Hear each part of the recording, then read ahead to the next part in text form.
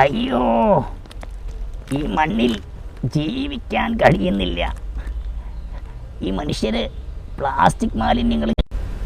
കുട്ടികളെ, നമുക്കിന്ന് മണ്ണിരകളെക്കുറിച്ച് പറയാം. മണ്ണിരകൾ കാണുന്നുണ്ടോ? പ്ലാസ്റ്റിക് മാലിന്യങ്ങൾ നിറഞ്ഞ മണ്ണാണ്. ഈ മണ്ണ് മണ്ണിരകൾക്ക് ഇഷ്ടമാവുമോ? ഇവിടെ മണ്ണിര ഉണ്ടാവുമോ? പ്ലാസ്റ്റിക് മാലിന്യങ്ങളുള്ള ഈ മണ്ണിൽ ഒരു മണ്ണിര പോലും ഇല്ല കേട്ടോ. നോക്കൂ, കാണാൻ കഴിയുന്നുണ്ടോ? പ്ലാസ്റ്റിക് മാലിന്യങ്ങളില്ലാത്ത നമുക്ക് ഒന്ന് പരതി നോക്കാം. കണ്ടോ? മണ്ണിരകളെ കണ്ടോ?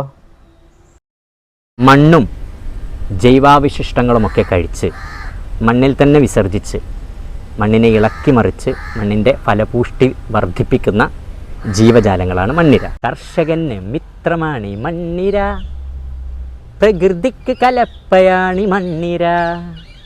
കർഷകന് മിത്രമാണ് മണ്ണിര, പ്രകൃതിക്കെന്നും കലപ്പയാണ് മണ്ണിര.